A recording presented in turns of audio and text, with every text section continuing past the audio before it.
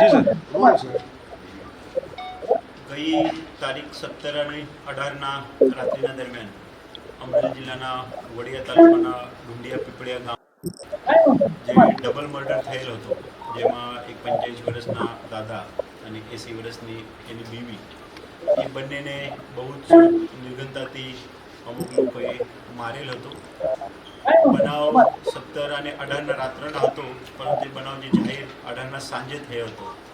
આપ સૌ જાણો છો, અમરેલી જિલ્લામાં મોટા પ્રમાણમાં યુવા લોકો છે એ અમદાવાદ અથવા સુરત રહે છે અને ગ્રામ્ય વિસ્તારમાં એમના વડીલો રહે છે.